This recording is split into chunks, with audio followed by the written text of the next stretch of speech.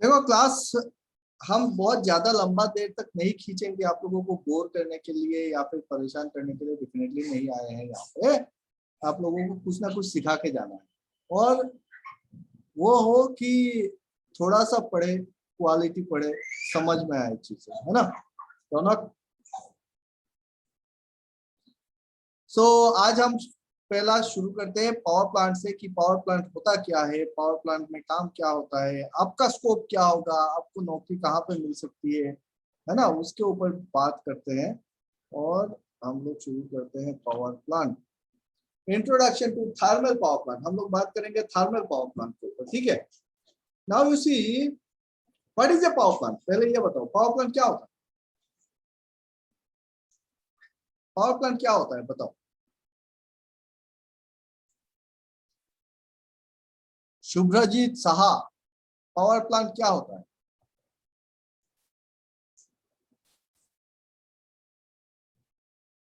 कोई तो बोलो, इतना तो पता है यार पावर प्लांट क्या होता है। Deepak Kumar, Dilkhush Kumar, anybody, am I audible, मेरा आवाज आ रहा है अब तो। Yes sir. तो बोलो ना यार पावर प्लांट क्या होता है, नहीं पता है क्या। तो जहाँ पे इलेक्ट्रिसिटी जनरेट होता है। हाँ तो उतना ही बोल दो, मैं खुश हो जाऊंगा, है ना। थोड़ा सा बोल दोगे तो मैं खुश हो जाऊंगा। तो इलेक्ट्रिसिटी जनरेट होता है पावर प्लांट पे, ये सबको पता है। तो सर पूछ काहे रहे हैं, हम इसलिए पूछ रहे हैं कि अगर पावर प्लांट में इलेक्ट्रिसिटी जनरेट होता है, आप देखे होंगे शादी ब्याह में हम लोग क्या करते हैं, जनरेटर लगाते हैं। कोई फंक्शन होता है तो जनरेटर लगाते हैं। कोई भी एक नर्सिंग होम है, हॉस्पिटल है, होटल है, क्या लगाते हैं, एक जनरेटर रहता है कि नहीं रहता है, एक डीजल जनरेटर रहता है हर जगह। तो क्या उसको हम पावर प्लांट बोलेंगे, वहां पे भी इलेक्ट्रिसिटी प्रोड्यूस हो रहा है, क्या हम इसको पावर प्लांट बोलेंगे। नो नहीं सर। नहीं बोलेंगे। क्यों नहीं बोलेंगे, क्योंकि वहां पे सिर्फ एक जनरेटर लगा हुआ है, थोड़ा सा पावर जनरेट कर रहा है बंदा, चलो ठीक है इसको करने दो। तो पावर प्लांट किसको कहेंगे, पावर प्लांट कहेंगे एक industry, it is an industry that produces electricity in large quantity, जहाँ पे प्रोसेस है ना, बहुत लार्ज क्वांटिटी में अगर करंट प्रोड्यूस हो रहा है तो हम पावर प्लांट बोलते हैं। ये बताओ पावर जो हम बोलते हैं electrical power, it is an energy, is not it, this is nothing but an form of energy. Most preferred energy क्या है बताओ, आज के डेट पे वर्ल्ड में मोस्ट प्रेफर्ड एनर्जी क्या है।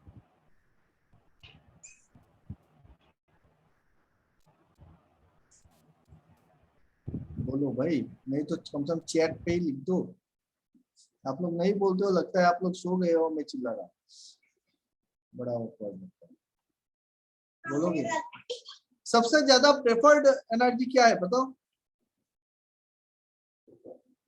Electrical energy, good, electrical energy.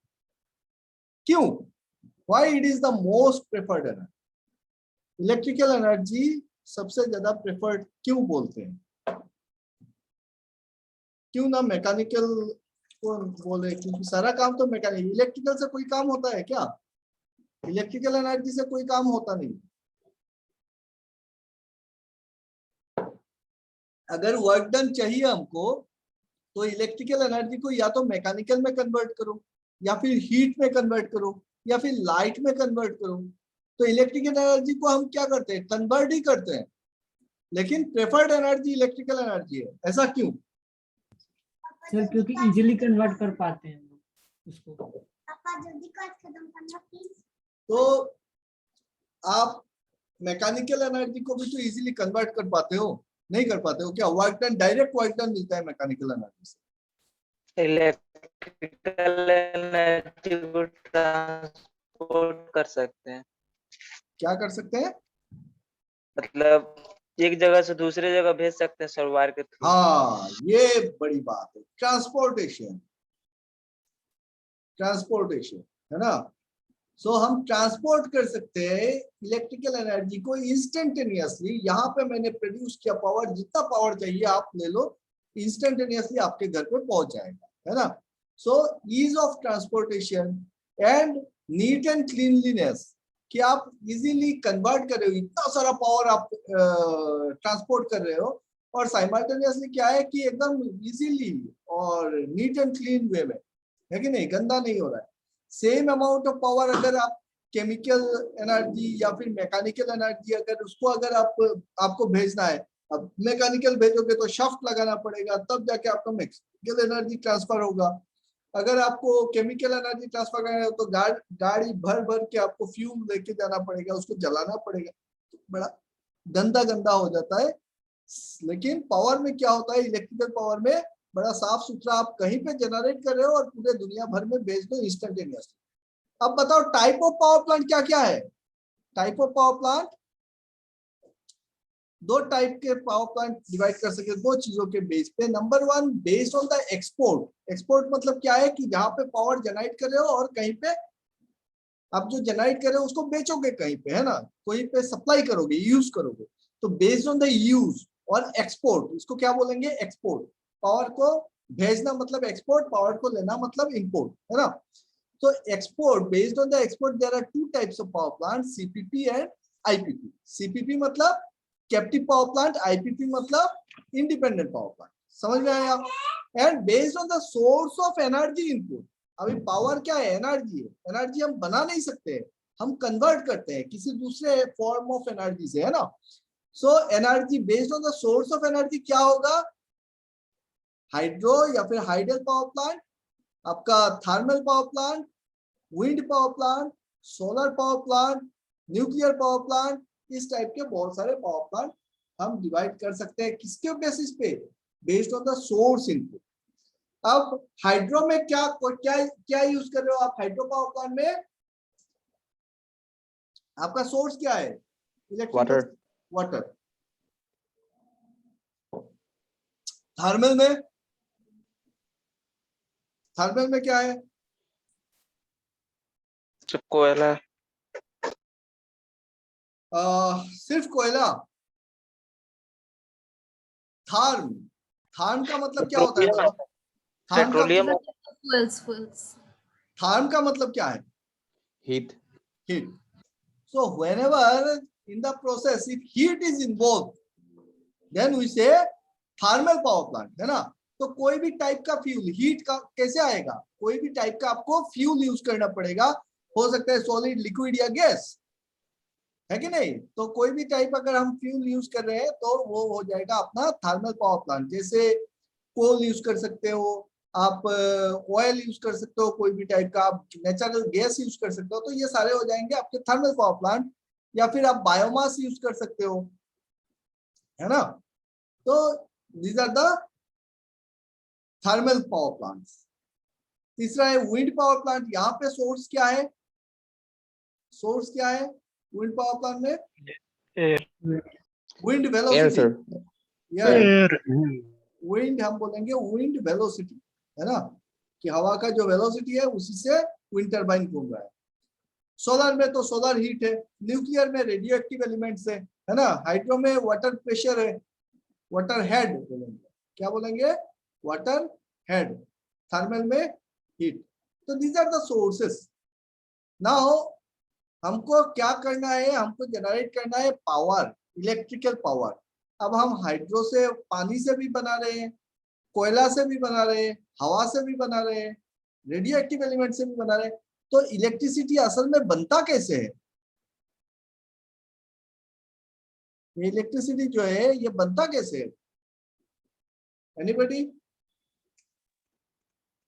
कैसे कन्वर्ट होता है,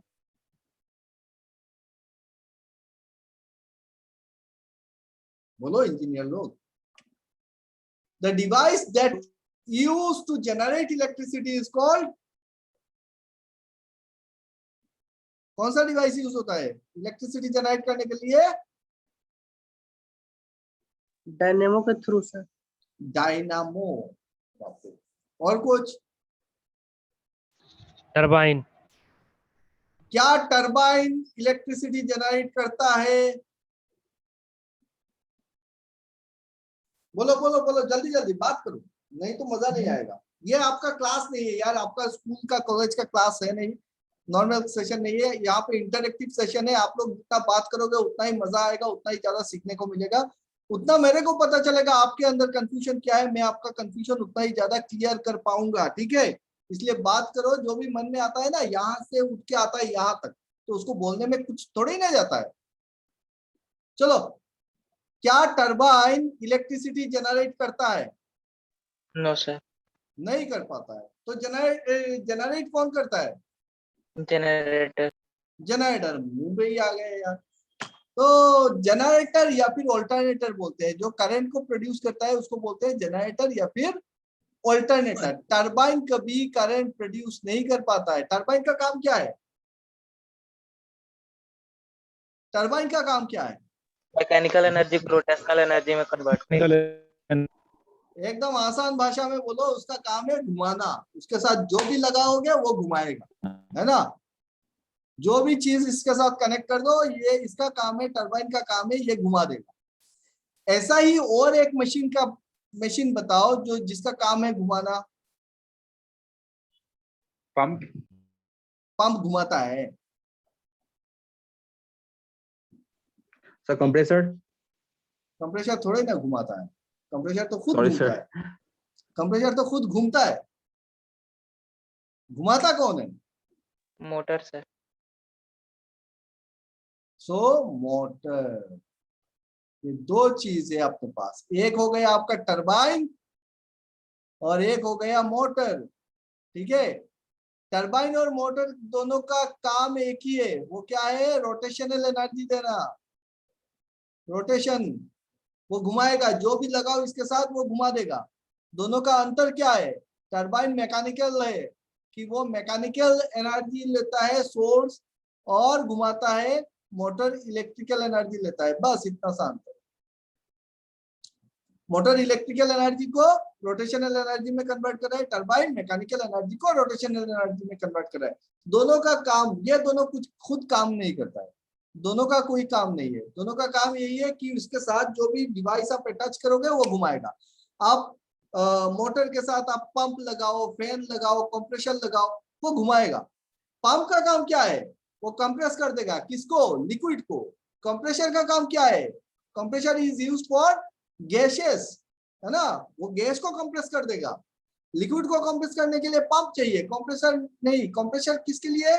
गैस के लिए चाहिए, हवा के लिए चाहिए। सिमिलरली फैन, फैन क्या करेगा? फ्लो दे देगा आपको, वॉल्यूम देगा, प्रेशर नहीं बढ़ाएगा, वॉल्यूम देगा, ठीक है। तो ये अलग अलग मशीन्स है, लेकिन सारे मशीन्स का काम कब खत्म होता है? जब ये घूमता है। और घुमाएगा कौन? टरबाइन घुमाएगा या फिर मोटर घुमाएगा। समझ में आया बात? तो यहाँ पे हमको क्या चाहिए? हमको चाहिए भाई, हमको इलेक्ट्रिसिटी जनरेट करना है, और अगर इलेक्ट्रिसिटी जनरेट करना है तो हमको चाहिए एक जनरेटर। अब ये चाहे हाइडल पावर प्लांट है, ये चाहे थर्मल पावर प्लांट है, ये चाहे न्यूक्लियर पावर प्लांट है, आपको चाहिए इलेक्ट्रिसिटी प्रोडक्शन, तो आपको जनरेटर लगाना है। तो एक काम करते हैं, सबसे पहले एक जनरेटर बनाते हैं। बनाओगे जनरेटर? बनाएगा मेरे साथ जनरेटर? Yes sir. अगर बनाना है तो पहले तो हमको ये समझना पड़ेगा कि यार जनरेटर का प्रिंसिपल क्या है, कि कैसे बना सकते हैं, कैसे जनरेट कर सकते हैं करंट को। Anybody? What is the basic principle of generator? कैसे बना सकते हो जनरेटर? कैसे करंट कैसे बना सकते हो बताओ? हमको करंट ही ना पैदा करना है, तो करंट को कैसे बना सकते हैं? मैग्नेटिक फील्ड जनरेट करके। हाँ, इंडक्शन, है ना। Yes sir, yes. सो क्या है फंडा? फंडा है कि whenever flux linked with a coil changes and EMF is induced in the coil, and if the circuit is closed, then a current start flowing within the circuit, है कि नहीं? और ये किसने बताया था? फेराडे साहब ने बताया था कि यार Faraday's law of electromagnetic induction, कि आप मैग्नेटिक फील्ड रखो, एक कॉइल को घुमाओ, या फिर कॉइल स्टैटिक रखो, फील्ड को घुमाओ, रिलेटिव मोशन होना पड़ेगा फील्ड में और कॉइल में। तो क्या होता है? पावर जनरेट होता है। कौन सा पावर? इलेक्ट्रिक पावर, करंट पैदा होता है। क्लियर हो गया? So whenever flux linked with the coil changes and EMF is induced in the coil, and if the circuit is close then current start flowing. यहाँ पे देखो जैसे जैसे मैग्नेट घूमेगा। और क्या बताया था, ये तो फर्स्ट लॉ हो गया। सेकंड लॉ ने बताया कि जो ईएमएफ प्रोड्यूस होगा that will be minus N D phi by D T. मतलब किस पे डिपेंड कर रहा है, रेट पे डिपेंड कर रहा है कि कितना स्पीड में आपका फ्लक्स चेंज हो रहा है, उसके ऊपर डिपेंड करेगा कि इसका मैग्नीट्यूड कितना होगा, कितना मैग्नीट्यूड पे करंट पैदा होगा। चलो भाई, तो हमने समझ लिया कि करंट कैसे बन सकता है। Basic principle is whenever flux linked with a coil changes and EMF is induced in the coil, Faraday's law। तो हमको करंट बनाने के लिए क्या चाहिए, what do we need to generate electricity, बताओ। पकड़ लो, हम आदि युग में है, हमको ये फंडा तो मिल गया कि हम करंट बना सकते हैं। और करंट बनाने गए तो हमको क्या चाहिए बताओ, क्या क्या चीज चाहिए। एक मैग्नेटिक फील्ड चाहिए है ना, और क्या चाहिए, एक कॉइल चाहिए। तो मैग्नेटिक फील्ड और कॉइल अगर मिल जाए मुझको तो मैं करंट बना सकता हूँ, है कि नहीं, जनरेटर बना सकता हूँ। So how to find magnet, magnet कहाँ मिलेगा। अरे कुछ तक कुछ बोलते रहो यार, कुछ नहीं हो तो फिर गाना ही सुना सकते, लेकिन बोलो।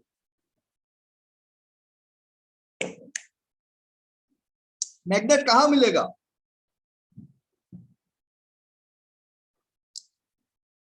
मैग्नेट ढूंढने निकलते हैं तो मैग्नेट मिलेगा आपको नेचर पे, नेचुरल मैग्नेट होगा।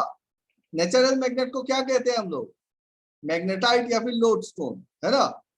और नेचुरल मैग्नेट जो है वो क्या होगा, वो कॉस्टली है, बहुत बल्कि है, उसका फील्ड स्ट्रेंथ क्या हो जाता है, कम हो जाता है दिन ब दिन। इसीलिए हम क्या करेंगे, दिमाग है तो आर्टिफिशियल मैग्नेट बनाएंगे।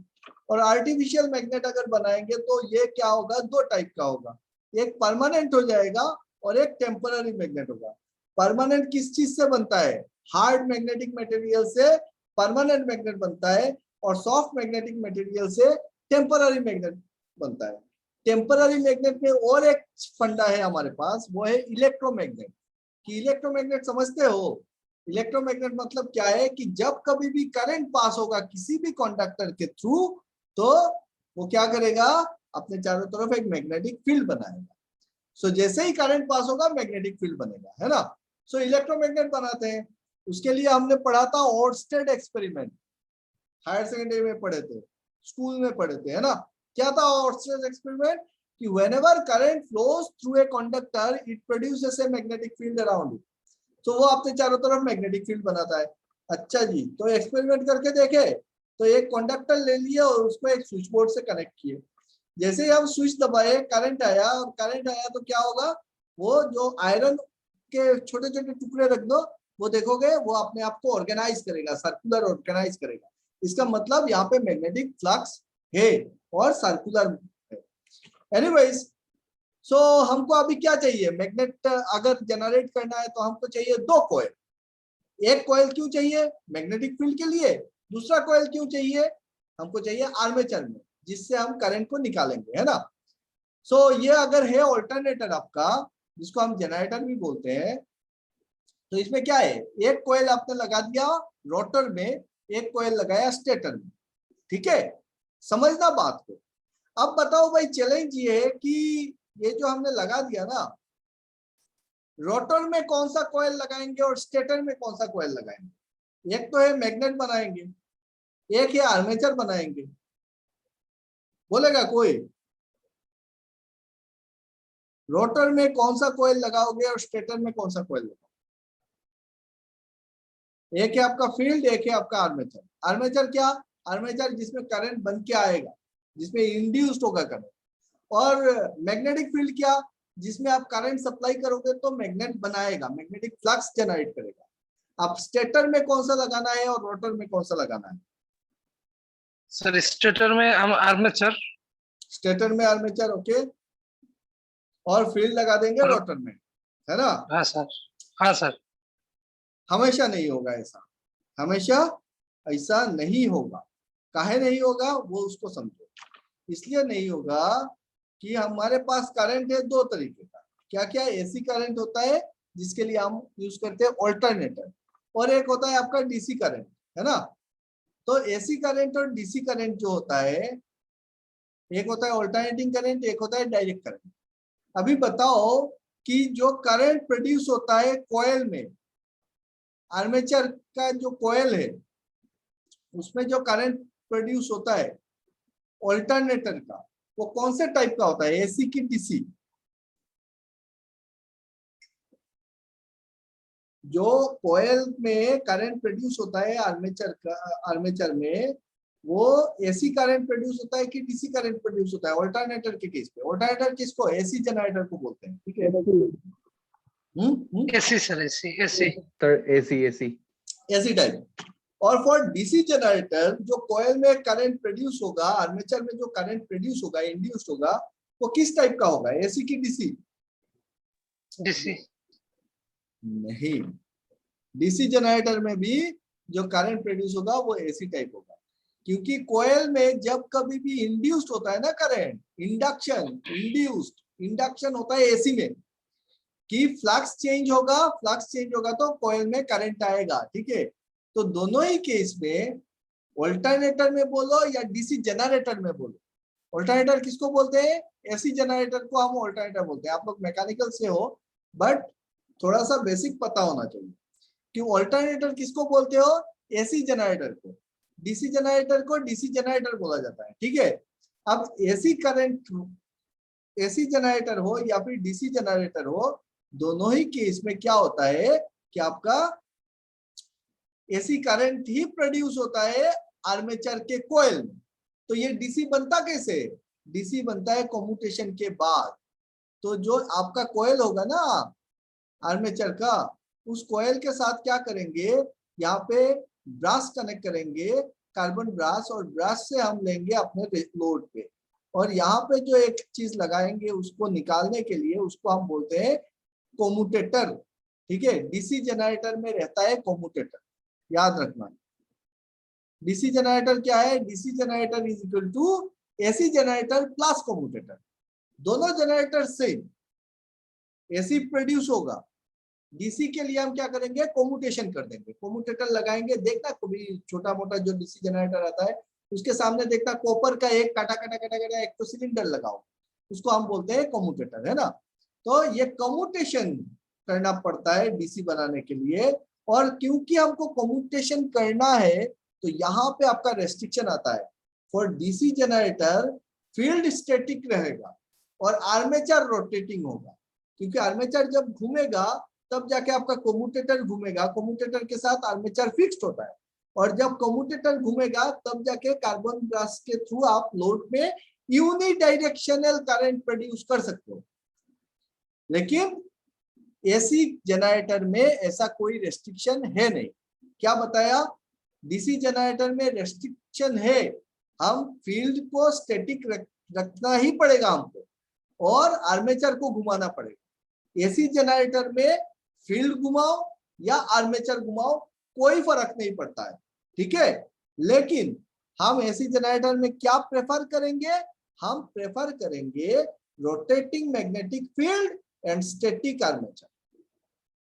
ऐसा क्यों, क्योंकि आप जब पावर प्लांट में जो करंट प्रोड्यूस करते हो ना, कितना वोल्टेज पे प्रोडक्शन होता है पता है,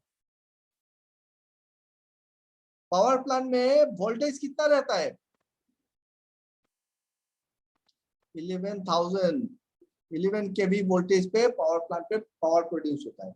और 11 केवी का 11,000 आप घर पे जो यूज करते हो 220 वोल्ट यूज करते हो, है ना, वही आपको झटका देता है। 11 केवी समझ लो, इतना पावरफुल वोल्टेज अगर होगा, प्रोड्यूस कर रहे हो, तो इससे करंट भी बहुत ज्यादा जाएगा, करंट जाएगा तो हीट प्रोड्यूस होगा, हीट प्रोड्यूस होगा तो इसको कूलिंग करना पड़ेगा, है ना। दूसरा चीज कि अगर आपका आर्मेचर घूम रहा होगा, तो आर्मेचर तो घूम रहा है तो आपका जो लोड है वो तो स्टैटिक है, ट्रांसफार्मर स्टैटिक है, तो उसके साथ जो कनेक्शन होगा कैसे कर सकते हो, ब्रश, कार्बन ब्रश लगाना पड़ेगा इधर इधर, है ना। तो अगर आपका स्टेटर में जो स्टेटर है, आर्मेचर है, सॉरी स्टेटर बोल रहा हूं, जो आर्मेचर है वो अगर रोटेटिंग होगा तो आपको यहां से कार्बन ब्रश के थ्रू आपको करंट लेना पड़ेगा। और इतना ज्यादा करंट वाला अगर ब्रास चाहिए ना, इतना मोटा मोटा ब्रास बनाना पड़ेगा जो जल जाएगा 2 दिन में। इसीलिए बेटर है कि हम क्या करें, ऑल्टरनेटर में स्टेटर में बनाए आर्मेचर, जहां से करंट आएगा। तो ये स्टैटिक है, डायरेक्ट कनेक्ट हो जाएगा आपका ट्रांसफार्मर के साथ, है ना, ट्रांसफार्मर के साथ डायरेक्ट कनेक्ट होगा, ट्रांसफार्मर भी स्टैटिक। और जो आपका एक्साइटेशन वोल्टेज है वो हम देंगे यहाँ पे रोटर में। तो वो छोटा सा वोल्टेज होता है डीसी वोल्टेज, उसको आप एक्साइटर से दे दो, ठीक है। तो ये बन गया अपना जनरेटर। अब बात आती है कि हम जनरेट कर सकते हैं, कैसे करेंगे भाई। हम जनरेट करने के लिए एक ऑल्टरनेटर बना रहे हैं, और ऑल्टरनेटर में क्या कर रहे हैं, ये 2 कॉइल लगा रहे हैं। एक लगाएंगे हम स्टेटर में और एक कॉइल लगा देंगे रोटर में, फिर देंगे एक्साइटेशन वोल्टेज। जैसे एक्साइटेशन वोल्टेज दोगे रोटर पे, तो रोटर में बनेगा मैग्नेटिक फील्ड, और मैग्नेटिक फील्ड लिंक हो जाएगा आपका किसके साथ, स्टेटर के कॉइल के साथ। तो बनना चाहिए करंट, लेकिन क्या करंट प्रोड्यूस होगा अभी? नहीं, करंट प्रोड्यूस नहीं होगा। No current produced in the armature. क्यों नहीं हुआ? क्योंकि ये फ्लक्स तो बना, फील्ड बना, लेकिन फील्ड चेंज नहीं हो रहा है। तो we have to rotate this alternator, और इसी चीज को घुमाने के लिए हम क्या यूज करने वाले हैं, हम यूज करने वाले हैं अपना टरबाइन। और टरबाइन क्या क्या है? मैकेनिकल प्राइम मूवर है ना। टरबाइन क्या है? Turbine is a prime mover. क्यों बोलते हैं प्राइम मूवर? क्योंकि ये सिर्फ घुमाता है, ये कुछ काम नहीं करता है, इसका काम ही है घुमाना। काम, वर्क डन हमको जो मिलता है, इसके साथ जो डिवाइस आप अटैच कर रहे हो उससे मिल रहा है। अभी टरबाइन के साथ आप जनरेटर लगा सकते हो, तो ये बन जाएगा टीजी सेट। अगर आप टरबाइन के साथ कंप्रेशर लगा सकते हो, रिफाइनरीज में जाओगे तो देखोगे कि टरबाइन के साथ क्या लगा हुआ है, कंप्रेशर लगा हुआ है। पावर प्लांट में जाओगे तो टरबाइन के साथ क्या लगा हुआ है, जनरेटर लगा हुआ है, ठीक है। तो कंप्रेशर लगाओ, जनरेटर लगाओ, लेकिन ये जो डिवाइस है ये क्या है, टरबाइन है। अभी बताओ टरबाइन कितने टाइप का हो सकता है भाई? टरबाइन क्या क्या टाइप का हो सकता है?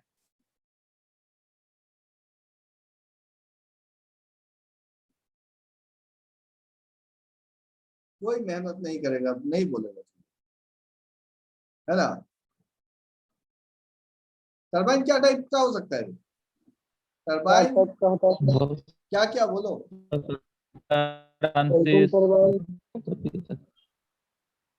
हाँ, और सर कपलान टर्बाइन, हाँ फ्रांसिस टर्बाइन, हाँ। Francis turbine sir, Kaplan turbine. अभी प्रैक्टिकल में पेल्टन।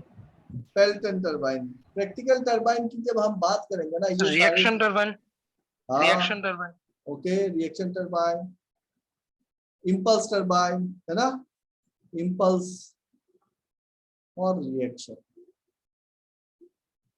हम बोलते हैं इम्पल्स टरबाइन होता है, रिएक्शन टरबाइन, ठीक है। लेकिन प्रैक्टिकली अगर आप देखोगे, ये सारे, ये तो हो गए बेसिक प्रिंसिपल के ऊपर। इम्पल्स प्रिंसिपल है, रिएक्शन उसका प्रिंसिपल है, ठीक है, based on the principal.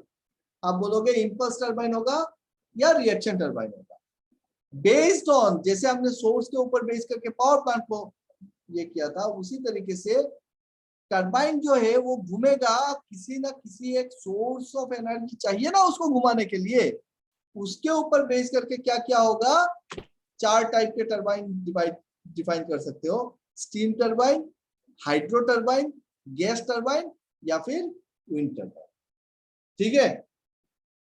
Steam turbine, hydro turbine, gas turbine and wind turbine. समझ में आया? आपने जो किताब में पढ़ा है, आपके सिलेबस में पढ़ा है, तो आपने क्या पढ़ा कि impulse turbine, reaction turbine, Kaplan turbine, Francis turbine, है ना। तो ये सारे उसके प्रिंसिपल है। अलग अलग टाइप्स के टरबाइन हम बना रहे हैं, लेकिन जब प्रैक्टिकली आप यूज कर रहे हो तो आपको ये सोचना है कि मेरा जो इनकमिंग फ्यूल है टरबाइन को घुमाने के लिए, जो एनर्जी है वो क्या है। स्टीम टरबाइन के लिए क्या चाहिए आपको? स्टीम टरबाइन के लिए चाहिए हमको स्टीम।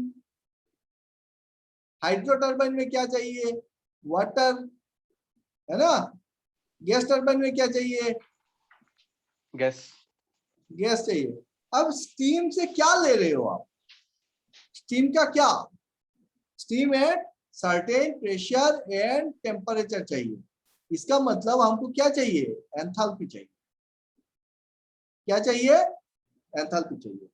वाटर में क्या चाहिए, वाटर में एंथैल्पी नहीं चाहिए, वाटर में क्या चाहिए, बोलो, प्रेशर हेड।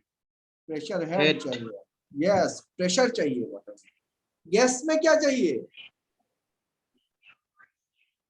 गैस में क्या चाहिए, फिर प्रेशर चाहिए सर। प्रेशर चाहिए। नहीं, गैस प्रेशर से तो घुमाओगे नहीं, गैस का direct- वेलोसिटी। नहीं, यहाँ पे भी एंथैल्पी चाहिए। ये हीट ही है। गैस को क्या करोगे, गैस को डायरेक्ट थोड़े ही ना आप टरबाइन पे इंजेक्ट करोगे कि गैस के वेलोसिटी से घूमेगा टरबाइन।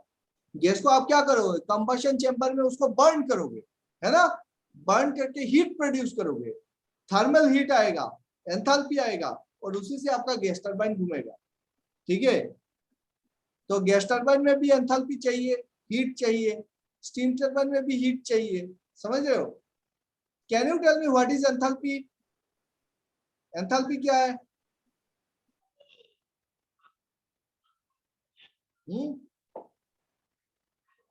एंथैल्पी क्या है भाई?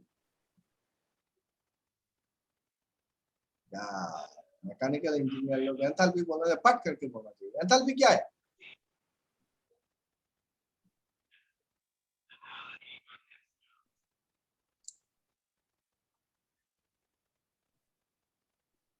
बोलेगा कोई? Sir total heat equivalent to the system जो है। Total heat equivalent to the system. आपको क्या समझ में आता है? यार यहाँ पे मेरे साथ ना वो किताबी बातें मत करो। आपको मतलब सर समझ, ये जो आपको ये, क्या ये जो समझ में हीट, आता है उससे मेरे को मतलब है, प्रैक्टिकल से मतलब है। हाँ सर, पूरा जो सिस्टम है सर, सपोज एक हम्म। सिस्टम है जिसमें एनर्जी होते हैं, उसमें इंटरनल एनर्जी होते हैं या फिर जो ये बोल दिया तुमने, क्या होता है इंटरनल इंटरनल एनर्जी। एनर्जी? मतलब एंथैल्पी क्या है, एनर्जी है ना, इंटरनल एनर्जी। और ये एंथैल्पी किस चीज के ऊपर डिपेंड करेगा? अगर हम स्टीम टरबाइन की बात करें, स्टीम की बात करें, तो ये एंथैल्पी किसके ऊपर डिपेंड करेगा? बोलो, क्या चीज के ऊपर डिपेंड करेगा? टेम्परेचर, यस, और प्रेशर। प्रेशर। सिर्फ टेम्परेचर पे डिपेंड नहीं करेगा, लास्ट पे बोला था शायद से, सिर्फ टेम्परेचर के ऊपर डिपेंड नहीं करेगा, ये डिपेंड करेगा प्रेशर और टेम्परेचर दोनों के ऊपर, है ना, कि प्रेशर कितना है और इसी प्रेशर पे टेम्परेचर कितना है। टेम्परेचर गोज लो, एंथैल्पी गोज लो, प्रेशर गोज लो, एंथैल्पी गोज लो।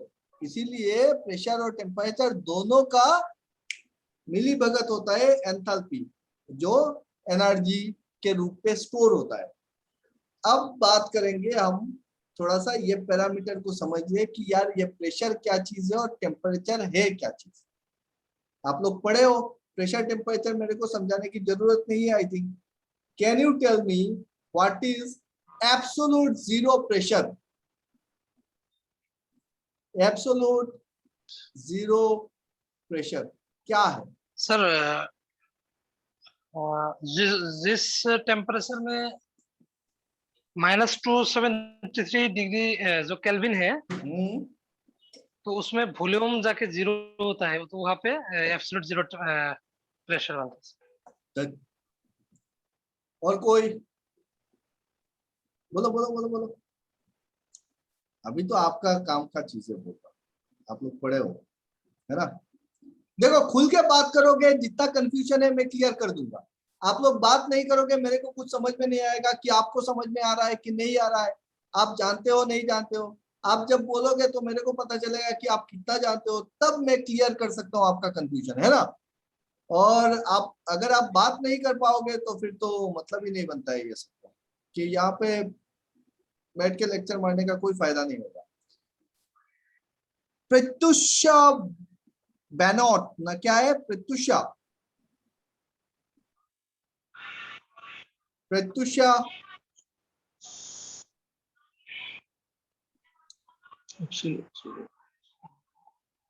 कोई बात नहीं, आप लोग बड़ा ढीला हो। शुभम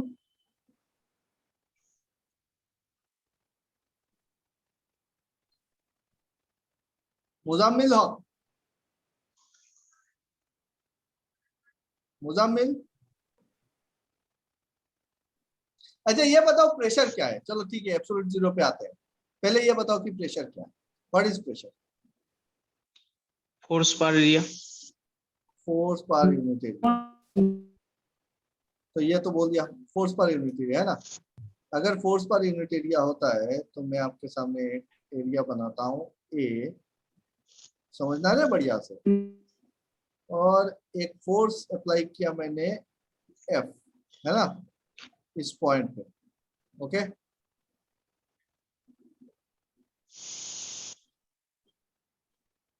सो pressure will be equal to your F upon A.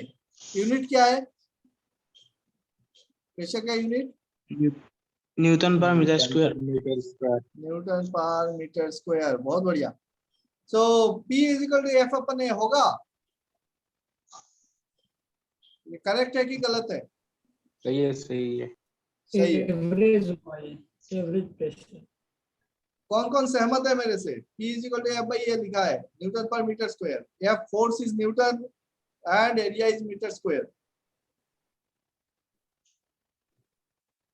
Figure को देखो, इसको देखो, सही है गलत है? क्यों गलत है? Always normal to the surface. Angle पे है sir. yes yes yes yes yes pressure is the force perpendicular to the area, है ना। so pressure is the force perpendicular upon area, मतलब f cos theta होता। मैंने यहाँ पे f लिख दिया, ठीक है। अब बताओ कि प्रेशर तो समझ गए क्या है, कि किसी भी एरिया पे जब नॉर्मली जो फोर्स लग रहा है उसी को हम प्रेशर बोलते हैं। तो प्रेशर का यूनिट बता दो भाई। यूनिट बता दिया आप लोग, क्या है? Newton per metre square. और न्यूटन पर मीटर स्क्वायर को हम क्या बोलते हैं? पास्कल।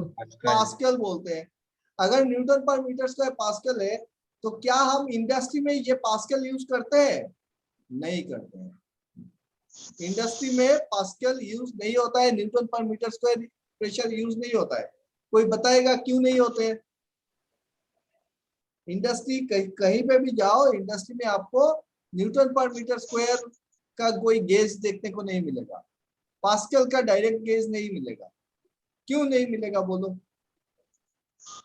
क्योंकि जो एटमॉस्फेरिक प्रेशर होता है बहुत ज्यादा होता है इसके कंपेयर, मतलब इसकी यूनिट 10⁻⁶ पास्कल, पास्कल या newton per metre square, it is very small unit, है ना, बहुत छोटा यूनिट होता है। 1 atmospheric pressure is equal to how much pascal?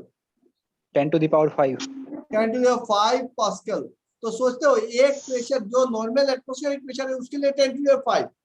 तो अगर हम पास्कल में यूज करने जाए और इंडस्ट्री में जाओगे तो आपको 60 kg 70 kg 100 एटमॉस्फेयर का प्रेशर पे काम कर रहे हो, है ना।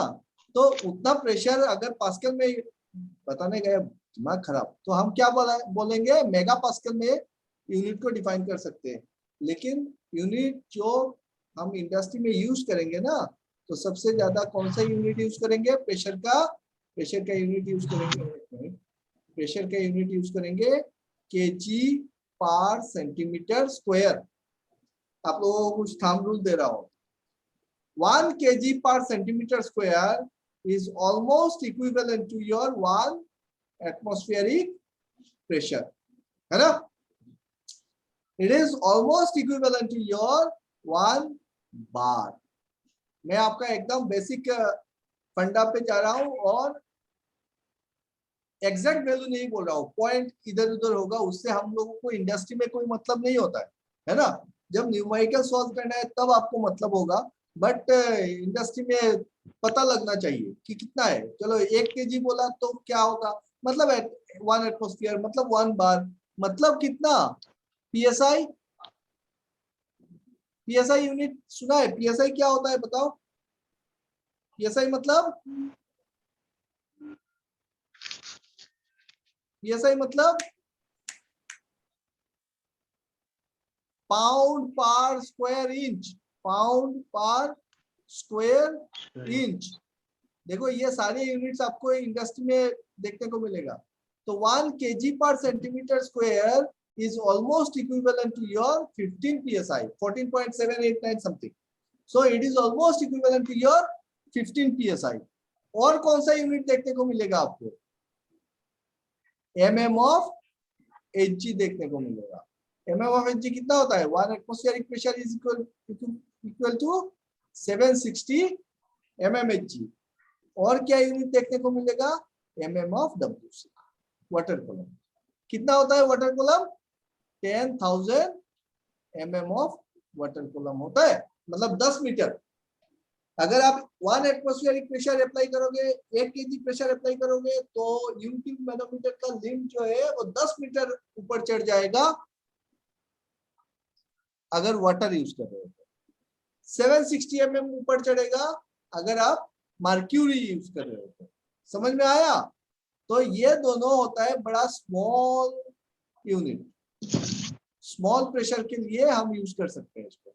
अभी 60 kg अगर अप्लाई करोगे तो इसका मतलब समझ रहे हो, एक kg प्रेशर पे ये 10 मीटर चढ़ता है।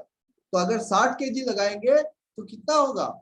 उतना ऊपर तक चढ़ेगा कौन? जाके प्रेशर चेक करने के लिए नहीं कर पाएंगे। अभी ये समझ गए कि प्रेशर क्या होता है, प्रेशर का यूनिट क्या होता है। अभी मेरे को बताओ, इतना अगर हो गया तो बताओ कि एब्सोल्यूट जीरो प्रेशर क्या है। दूसरा चीज हम बात करते हैं कि पॉजिटिव प्रेशर, नेगेटिव प्रेशर, है ना? सुने हो? नेगेटिव प्रेशर, फिर गॉस प्रेशर, वैक्यूम प्रेशर, ये सब क्या है? एब्सोल्यूट प्रेशर,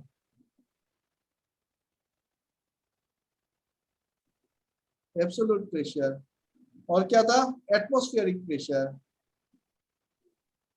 एटमॉस्फेरिक प्रेशर क्या है? एनीबॉडी? बोलो। पॉजिटिव प्रेशर क्या है, नेगेटिव प्रेशर क्या है, गॉस क्या है, वैक्यूम प्रेशर क्या है, एब्सोल्यूट प्रेशर क्या है, एटमॉस्फेरिक प्रेशर क्या है? बताओ। Positive pressure absolute zero sir, वो वैक्यूम का जो प्रेशर होता है वही उसे बोलते हैं एब्सोल्यूट जीरो। वैक्यूम में जो प्रेशर होता है, वैक्यूम में जो प्रेशर होता है उसी को एब्सोल्यूट जीरो बोल दोगे। वो positive pressure negative pressure gauge का होता है। वैक्यूम प्रेशर में सर निगेटिव प्रेशर होता है। वैक्यूम में नेगेटिव प्रेशर होता है। चलो ठीक है। Absolute pressure is sir gauge pressure plus atmospheric pressure. Absolute pressure is gauge pressure plus, भाई absolute pressure is gauge pressure plus atmospheric pressure. Okay, absolute pressure. अच्छा, ये जब बोल रहे हो तो आप समझ पा रहे हो कि क्या बोल रहे हो, है क्या चीज? अगर समझ पा रहे हो तो फिर मेरा जो क्वेश्चन था उसका आंसर आना चाहिए कि एब्सोल्यूट जीरो प्रेशर बोलने से क्या समझ आता है। इतना तक आ गए हो तो फिर मेरे को ये बताओ कि एब्सोल्यूट जीरो प्रेशर क्या है। Sir there is no molecular collision between the molecules, इसलिए जीरो प्रेशर एग्जर्ट होगा वहां पे। तो कहाँ पे है जीरो प्रेशर? देखो, एब्सोल्यूट प्रेशर और एटमॉस्फेरिक प्रेशर है ना, ये दो टाइप के प्रेशर हम बोल रहे हैं। एक को बोल रहे हैं एब्सोल्यूट प्रेशर और एक को बोल रहे हैं हम एटमॉस्फेरिक प्रेशर। ये दोनों का अंतर पता है? ये दोनों का अंतर पता है? एब्सोल्यूट प्रेशर में और एटमॉस्फेरिक प्रेशर में क्या है अंतर? एटमॉस्फेरिक प्रेशर वो प्रेशर है जो एटमॉस्फेयर कोई फ्लूइड पे लगाता है, और गेज और एटमॉस्फेरिक प्रेशर, और एब्सोल्यूट प्रेशर है एटमॉस्फेरिक प्रेशर और जो फ्लूइड का जो वेट के कारण जो अपना प्रेशर है वो जोड़ देते हैं तो एब्सोल्यूट बन जाता है। क्या हो रहा है, चीजों को समझो। हम कहाँ पे हैं? हम है अर्थ पे, है ना? जब आप अर्थ पे हो तो अर्थ के चारों तरफ क्या है? एटमॉस्फेरिक गैसेस है ना? क्या है? एटमॉस्फेरिक गैसेस है, गैस मॉलिक्यूल्स है। और ये गैस मॉलिक्यूल्स क्या कर रहा है, पूरे अर्थ के सरफेस के ऊपर एक प्रेशर क्रिएट कर रहा है, मॉलिक्यूल्स कंटिन्यूअसली मूवमेंट में है, वो प्रेशर क्रिएट कर रहा है ना। अगर हम यहाँ पे अर्थ के सरफेस पे बैठ के एक प्रेशर गेज बनाते हैं, एक प्रेशर सेंसिंग एलिमेंट लगा के एक प्रेशर गेज बनाते हो और उसका जो स्केल लेते हो, उस स्केल को अगर 0 पे सेट करते हैं, ठीक है, मैंने यहाँ पे बैठ के एक गेज बनाया और गेज का 0 पे मैंने अपना पॉइंटर जो है उसको सेट किया। अब इसी गेज को लेके मैं क्या करता हूँ, रॉकेट पे बैठता हूँ और चला जाता हूँ कहाँ पे, स्पेस पे, ठीक है। अब बताओ जो आपका गेज है, उस गेज को आपने 0 पे सेट किया था, इधर मैं देता हूँ 1, इधर मैं देता हूँ 2, ये पॉइंटर जो है वो 1 की तरफ मूव करेगा कि 2 की तरफ मूव करेगा कि 0 पे रहेगा?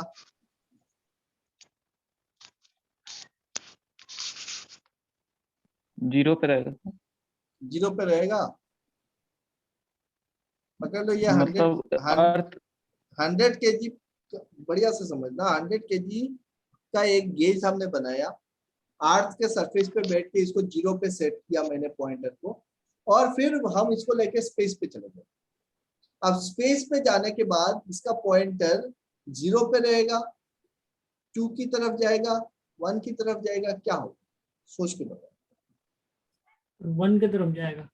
1 की तरफ जाएगा, क्योंकि स्पेस में क्या हो गया, प्रेशर कम हो गया, है ना। यहाँ पे स्पेस पे कोई मॉलिक्यूल्स है, कोई प्रेशर है, कोई प्रेशर ही नहीं है। तो यहाँ पे जो 0 था, वो 0 किसको बोल रहे थे, आप 1 एटमॉस्फेरिक प्रेशर को आप 0 प्रेशर पकड़ रहे थे, है कि नहीं। आप 1 एटमॉस्फेरिक प्रेशर को 0 स्केल पे लगा दिए, एक्चुअली में 0 नहीं था। एक्चुअल 0 कहाँ पे मिला, एटमॉस्फेयर से बाहर जब निकल गए, स्पेस पे गए, जहां पे पूरा टोटल वैक्यूम है, कुछ नहीं है, वहां पे जाके मेरे को मिला एक्चुअल 0, है ना। तो स्केल का जो 0 था वो हमने गलत लिया था, इसको 0, एक्चुअल 0 यहाँ पे है, इधर 1 2 ऐसे दे दिए, है ना। समझ में आया कि नहीं आया बताओ? यस सर आया। थोड़ा थोड़ा समझ में आया होगा, है कि नहीं।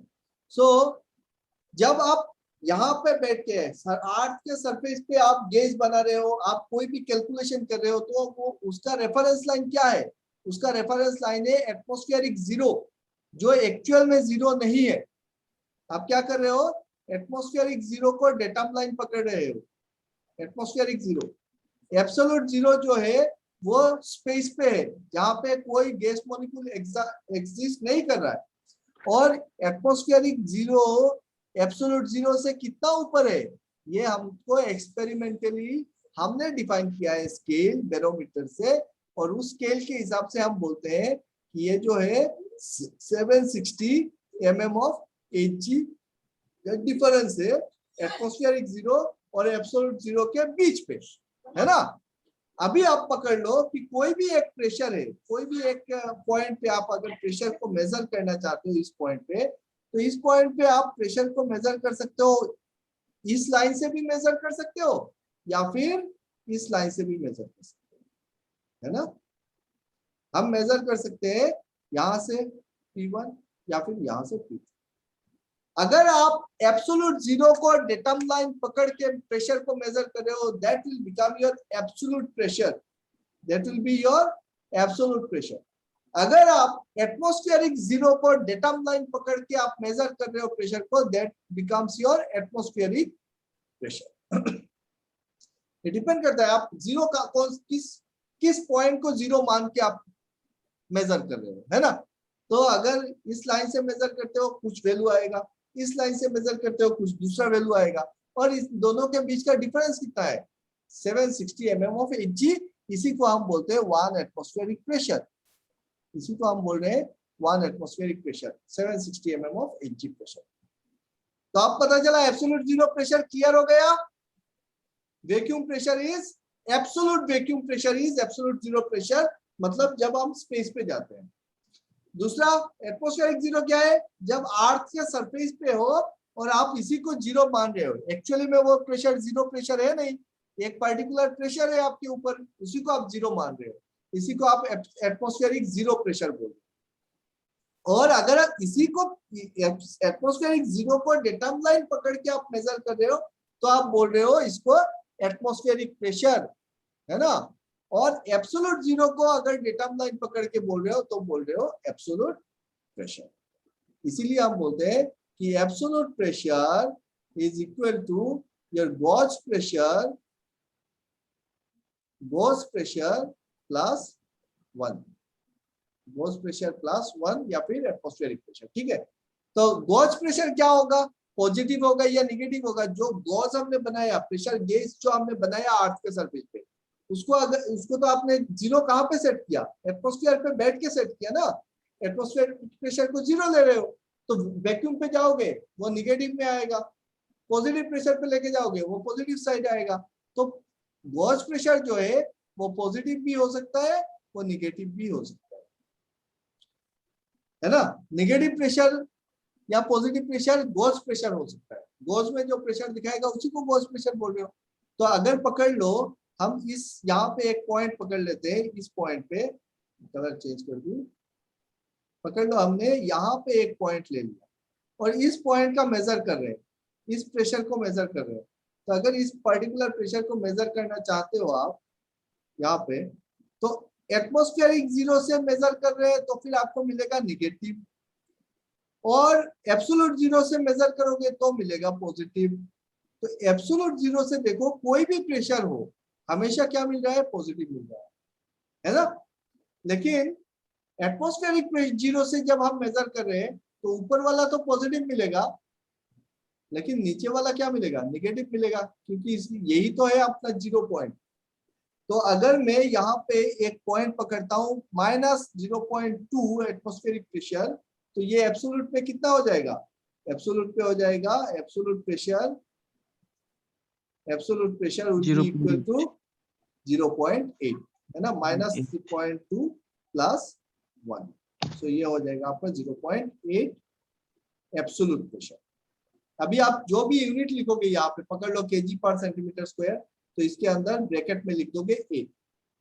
आप लोग जब इंडस्ट्री में जाओगे, आप जब डिजाइन मैनुअल देखोगे तो बॉयलर का डिजाइन मैनुअल खोलो, टरबाइन का खोलो, तो बॉयलर के डिजाइन मैनुअल पे आपको देखने को मिलेगा एक नया यूनिट जो आपने कभी नहीं पढ़ा है, वहां पे लिखा होगा आटा। व्हाट दिस आटा मीन्स, खाने वाला थोड़े ना रोटी पकाना है, क्या होगा वो, एटमॉस्फेरिक एब्सोल्यूट। तो हम जब डिजाइन करते हैं किसी चीज का तो हम एब्सोल्यूट प्रेशर को पकड़ के करते हैं, क्योंकि एटमॉस्फेरिक प्रेशर तो वेरी करेगा। आप ऑल्टीट्यूड पे जाओगे एक दूसरा एटमॉस्फेरिक प्रेशर होगा, आप नीचे जाओगे दूसरा एटमॉस्फेरिक प्रेशर होगा, इक्वेटर पे जाओगे एक टाइप का एटमॉस्फेरिक प्रेशर होगा, पोल पे जाओगे एटमॉस्फेरिक प्रेशर दूसरा होगा कि नहीं होगा।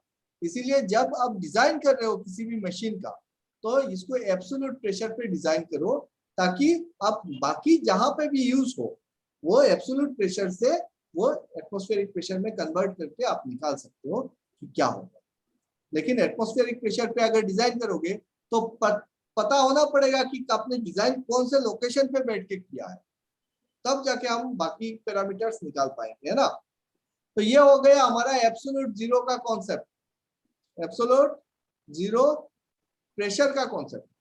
अभी बताओ भाई टेम्परेचर क्या चीज है और एब्सोल्यूट जीरो टेम्परेचर क्या है।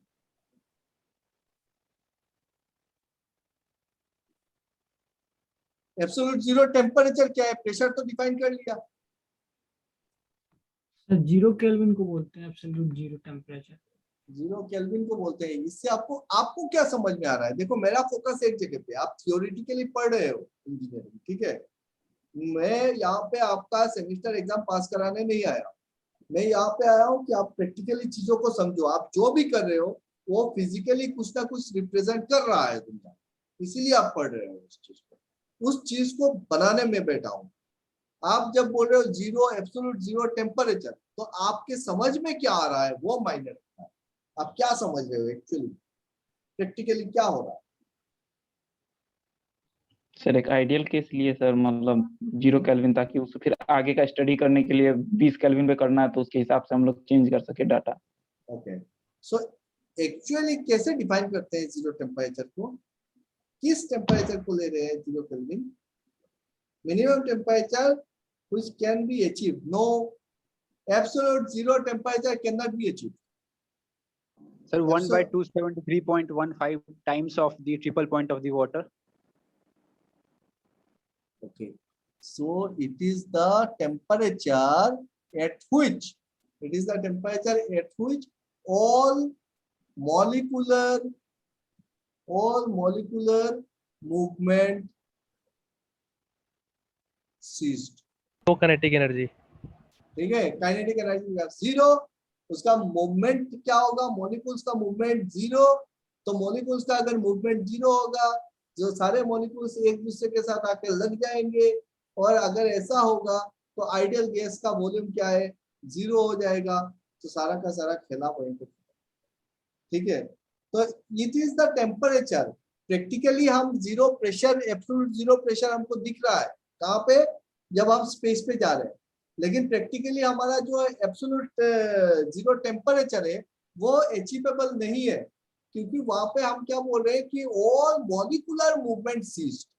ठीक है, तो जब हम टेम्परेचर का स्केल लेते हैं तो आप लोगों को पता है दो स्केल होता है टेम्परेचर का।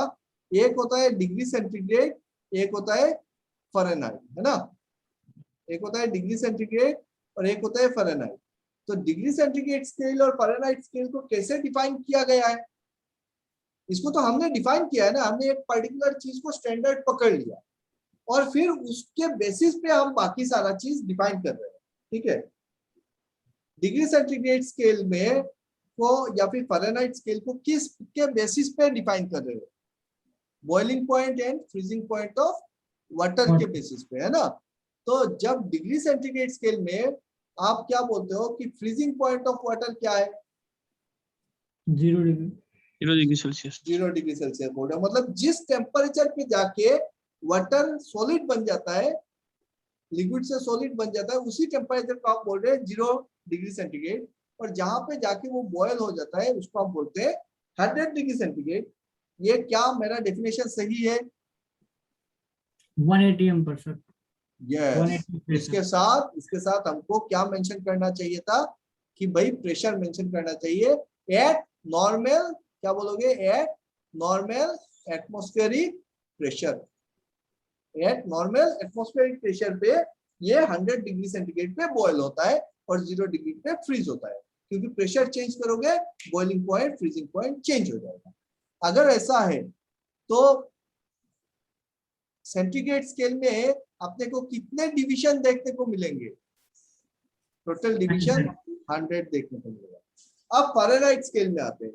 फ़ारेनहाइट स्केल में फ्रीजिंग पॉइंट कितना होगा?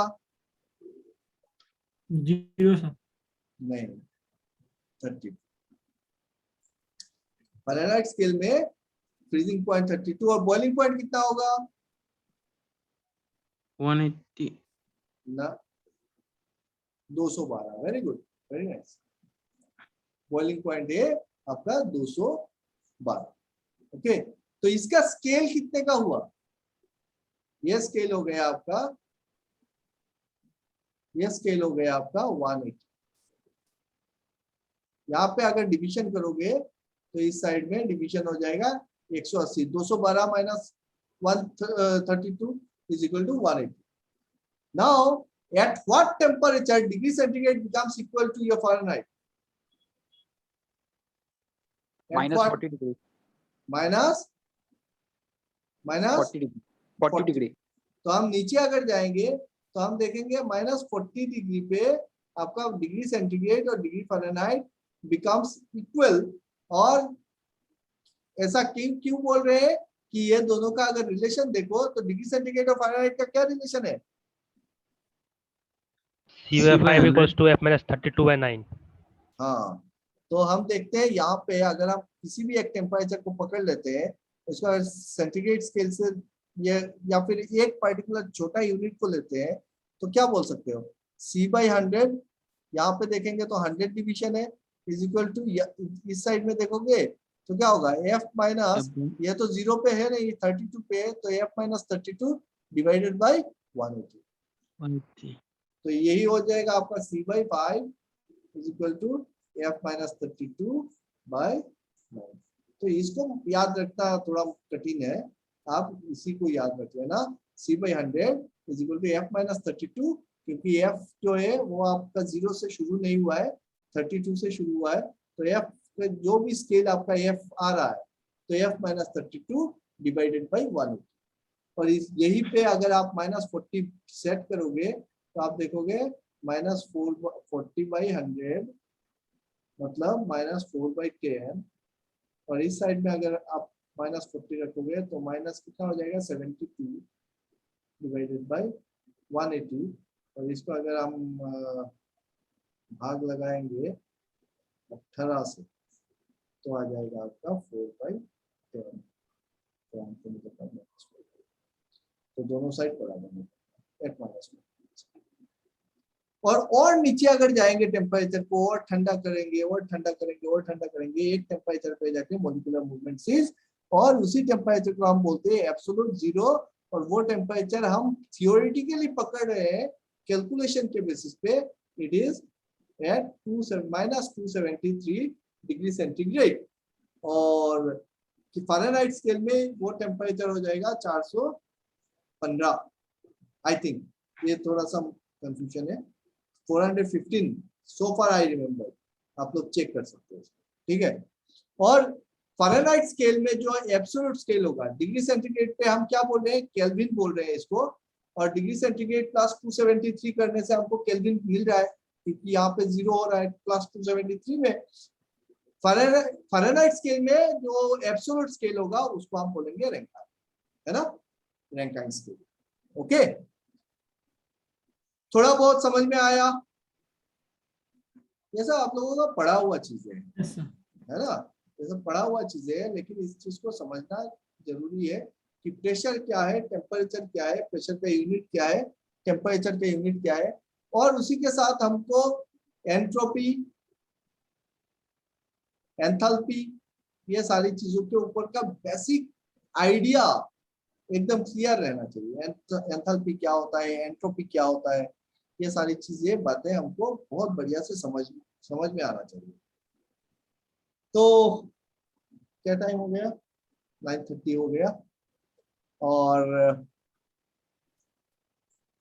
हमने आज शुरू किया है पावर प्लांट। पावर प्लांट में हमने सिर्फ बेसिक चीजें बातें की है आज की, भाई पावर जनरेट कैसे होता है, टरबाइन क्या होता है, और फिर हम लोग नेक्स्ट क्लास में हम डिस्कस शुरू करेंगे कि स्टीम टरबाइन के ऊपर, स्टीम टरबाइन और स्टीम टरबाइन को चलाने के लिए क्या क्या चाहिए, बॉयलर आएगा, फिर बॉयलर के ऊपर बात करेंगे। समझ में आ रहा है बातें? तो थोड़ा बहुत आप लोगों को मेहनत करना पड़ेगा, थोड़ा बहुत हम करेंगे तो बढ़िया से होगा, लेकिन अगर आप लोग बात नहीं करते हो ना तो बड़ा दिक्कत है। जब तक आप बोलोगे नहीं हमको कुछ समझ में आएगा नहीं, हम तो बकबक करते रहेंगे, हम इतने सालों से करते आ रहे हैं, करते रहेंगे, है ना। जब आप लोग बात करोगे हमसे तभी कुछ फायदा मिलेगा, मैं बता रहा हूँ बहुत फायदा मिलेगा, लेकिन बोलना पड़ेगा। अंशिमा सिंह पाल, अंशिमा कहाँ से हो? सर प्रयागराज। प्रयागराज, ओके। कौन से कॉलेज में? Sir what? कौन से कॉलेज से हो? Sir NIT Agartala. NIT Agartala, okay good. कौन सा semester? Sir 5th semester, very good. और मनीष, मनीष मीना, तो कौन है मनीष? सर कहाँ से हो मनीष? कोटा राजस्थान। ओके, कौन सा college? NIT Agartala. NIT Agartala. Ankit बताओ, अंकित कहाँ से हो?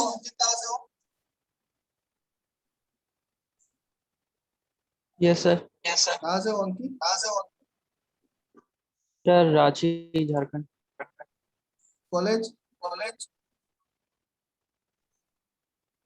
Sir NIT Agartala. Okay, so maximum NIT से हो। समृद्ध,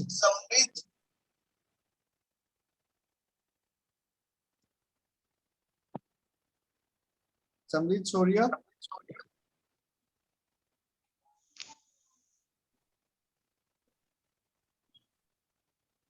आमिर हुसैन, यस सर, कहाँ से हो आमिर? बिहार से सर, कौन सा college? NIT Agartala. Okay good, सब लोग एक ही कॉलेज के हो। और रेडमी कौन है? सर मैं सर पाटोपट्टी मजरी का। ओके, पार्थो कहाँ से हो? सर मैं डिब्रूगढ़ से हूँ, असम डिब्रूगढ़। हाँ, और कौन सा और कॉलेज? सर मैंने ग्रेजुएशन किया है डिब्रूगढ़ यूनिवर्सिटी से। Okay okay, nice. कौन से साल में पास किए? Sir last year 2020। 2020 में। रातुल? Yes sir. रातुल कहाँ से हो? NIT? हाँ, आपसे Yes, तो बात sir. हुआ था, लास्ट क्लास किया था ना। Yes sir. सौजन्य हेलो सर। कहाँ से हो?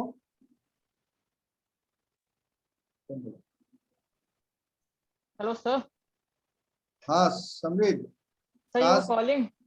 हाँ हाँ बोल रहा हूँ, कहाँ से हो? NIT? Yes sir, NIT Agartala. Okay nice. कोई है NIT अगरतला से बाहर? कोई है? कोई दूसरे Yes, कॉलेज से? sir. हाँ सर, यस सर। कौन? बोलो। मुजम्मिल? हाँ सर।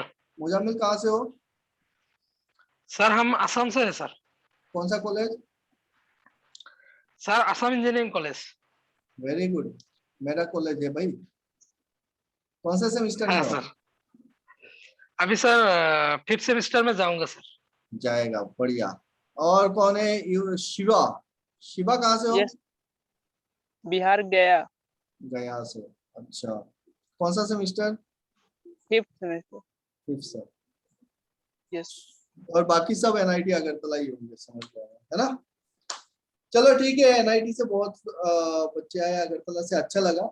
देखो मैं फिर से एक बार बोल रहा हूँ, आप लोग अगर मेरे से डिस्कस करोगे बहुत कुछ सीखने को मिलेगा, अगर डिस्कस नहीं करोगे, नहीं बताओगे तो कुछ सीखने को नहीं मिलेगा। जितना कॉलेज में सीख रहे हो ना, उससे फर बेटर यहाँ पे इस प्लेटफॉर्म पे सीख सकते हो, प्रैक्टिकली चीजों को समझ सकते हो, लेकिन बात करना पड़ेगा, है कि नहीं? तो एक चीज अपने साथ एक्सपेरिमेंट करके देखना। अपने में एक प्रॉब्लम है कि हमारा बात ऐसा नहीं है कि नहीं निकलता है, बात आता है, दिमाग तक आता है या फिर जुबान तक आता है, लेकिन उसको जो शब्द बन के निकले ना, वहीं पे थोड़ा सा आलस लगता है। चल छोड़ो यार, हम बाद में देख लेंगे, बाद में समझ लेंगे, अभी छोड़ दो। तो ये सबसे बड़ा बीमारी है, इस बीमारी से बाहर निकलो। जो भी मन में आए, जो भी मन में आए, सवाल कोई भी आए कर डालो, कि कोई भी सवाल है कि कर डालो, मुंह पे आया बोल दिया, खत्म। समझ में आ रहा है? चलो आज के लिए यहाँ पे रखता हूँ, नेक्स्ट डे मिलेंगे। Okay okay sir. Okay, bye bye everybody, bye bye. Bye sir, good night. Good night, bye bye. Bye sir, good night. Bye sir, good night. Good night, good night.